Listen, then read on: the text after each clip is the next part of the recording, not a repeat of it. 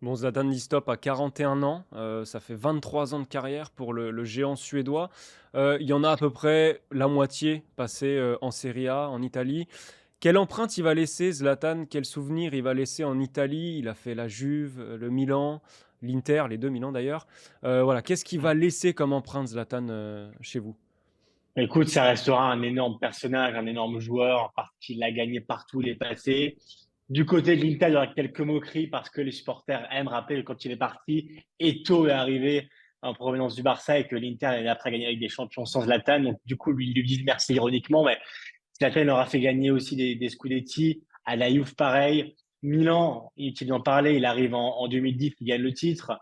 Il revient, Arthur, en janvier 2020, après une défaite de l'AC Milan à Bergame, 5-0, un club au fond du gouffre. À l'époque, lui promet en arrivant, mais avec moi, vous allez gagner le titre. C'était totalement utopique. Il arrive, et un an et demi après, il arrive à gagner le Scudetto avec l'AC Milan, parce que sans lui, probablement, le club lombard, il ne serait jamais arrivé. Donc, il va laisser la trace d'une légende parce que Zlatan Ibrahimovic est une légende du football. C'est un personnage clivant, évidemment, parce que il y a toujours son côté folklorique, mais toutes les personnes qui l'ont côtoyé, tous ses anciens coéquipiers, Arthur, te parlent toujours d'un homme au grand cœur, parce que c'est pas le Zlatan, évidemment, qu'on connaît avec ses grandes tirades, ses grandes phrases encore qu'il a eu hier quand il a dit, par exemple, quand je me suis levé dimanche matin et que j'ai vu que le ciel était mauvais et qu'il pleuvait, je me suis dit que Dieu aussi était triste que Fred Martial. Donc, tu vois, c'est Zlatan, mais derrière ce personnage qu'il a créé lui-même, il y a vraiment quelqu'un de très sensible. On l'a vu hier, il a résisté avant de fondre en larmes parce que même pour lui, c'était trop dur. Et lui aussi a peur, bah voilà, un peu de la presse qui va se passer. Mais en tout cas, en Italie, ça restera une légende. Et je pense que même dans le football en général, la trace qu'il a laissée en France, Arthur, au PSG, c'est la trace d'une légende. Parce que même sans Ligue des Champions, Zlatan Ibrahimovic, pour moi, pour nous en Italie quand même, reste évidemment une légende.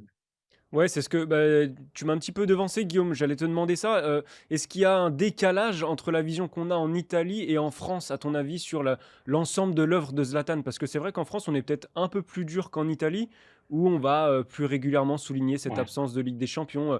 Comment en Italie on le classe dans le gratin du football mondial à l'échelle même de l'histoire?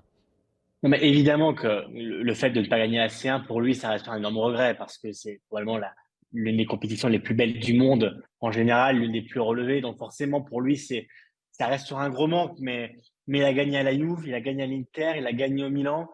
Il a cette aura que quasiment aucun joueur n'a eu parce qu'il a eu une influence vraiment. Toutes les sources que moi je peux avoir dans les clubs, même à l'AC Milan, même cette saison où il n'a pas joué quasiment du tout. Milan a connu une période compliquée en janvier.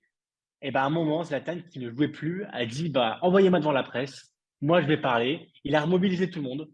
Et Milan a recommencé petit à petit. En fait, Zlatan, c'était vraiment quelqu'un qui t'apporte au quotidien. Et si aujourd'hui, par exemple, je prends un exemple récent, si aujourd'hui Raphaël Leao est probablement l'un des meilleurs ailiers du monde, il a été élu meilleur joueur de Serie A la saison dernière, c'est aussi grâce à Zlatan. Parce que Zlatan, en arrivant, a dit lui, il est très fort et je vais le prendre sous mon aile pour le faire progresser. En fait, Zlatan, tous les témoignages que tu peux lire, c'est de l'exigence quotidienne à l'entraînement. C'est un joueur qui veut toujours plus. Hier, il l'a dit en conférence de presse, il a dit parfois c'était fatigant d'être moi parce que je ne me reposais jamais.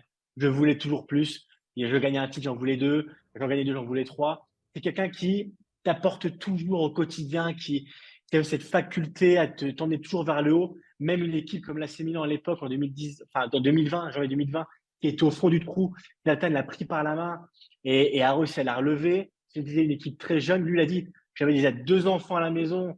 J'en ai eu 25 autres en revenant à l'AC Milan parce que c'était que des jeunes et il les a emmenés vers le Scudetto. Et pour moi, Zlatan, vraiment, c'est tout ça. C'est cette capacité à t'emmener vers le haut et à quasiment te changer une carrière parce qu'il y a une influence positive généralement sur tous les joueurs. Et c'est pas moi qui le dis, c'est tous ces anciens coéquipiers au PSG, à la Juve, à l'Inter, au Milan, qui te disent ce joueur-là, voilà, il a vraiment quelque chose de plus. Et ça, c'est quelque chose qui pour moi est digne des plus grands.